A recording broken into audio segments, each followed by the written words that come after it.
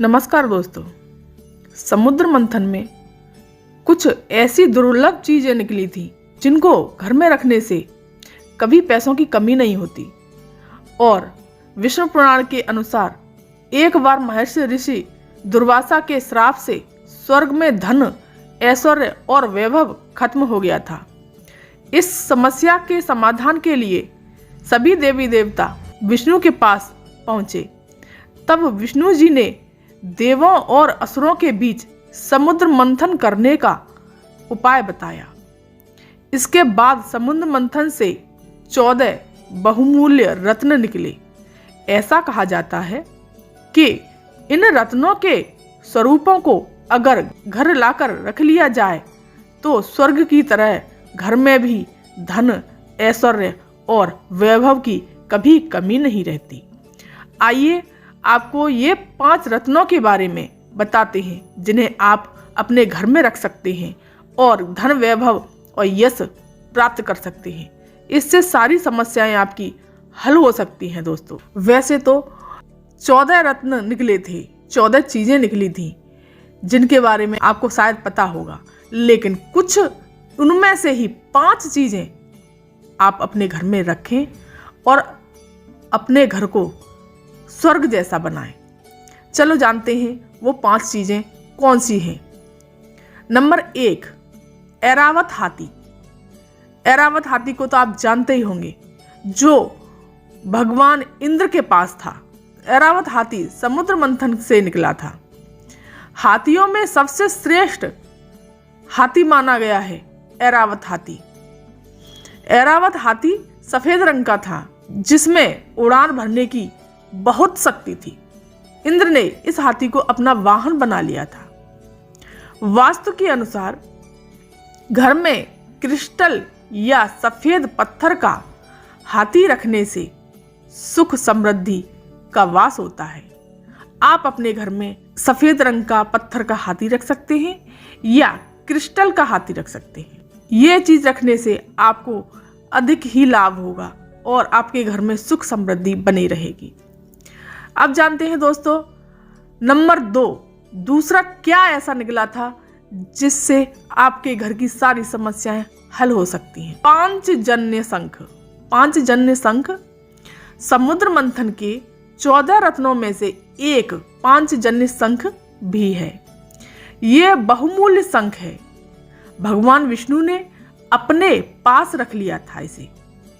ये भगवान विष्णु के पास है। उनकी हर तस्वीर में ये शंख आसानी से दिख जाएगा। इस शंख को घर के मंदिर में रखना बहुत ही शुभ माना गया है। तभी तो कहते हैं दोस्तों, घर की पूजा घर में या तिजोरी में शंख अवश्य ही होना चाहिए। शंख बहुत ही अच्छा और धन धान्य से भरने वाला और सुखमय जीवन बिताने वाला माना गया है। अब जानते हैं दोस्तों, तीसरा मतलब आकाश में उड़ान भरने वाला सफेद रंग का उच्च श्राव घोड़ा भी समुद्र मंथन से निकला था। यह घोड़ा असुरों के राजा बलि को मिला था। ये घोड़ा, ऐसा कहा जाता है कि घर में सफेद रंग के घोड़े की प्रतिमा या तस्वीर लगाने से नकारात्मक ऊर्जा का प्रवेश नहीं होता। आपने बहुत से घरों में देखा होगा कि सफेद रंग के घोड़े की तस्वीर मिलती होगी या आपने सफेद घोड़े की प्रतिमा देखी होगी। बहुत से घरों में जानते हैं तो वो ये चीजें लगाते हैं। अब जानते हैं दोस्तों, तीसरा ऐसा क्या निकला था।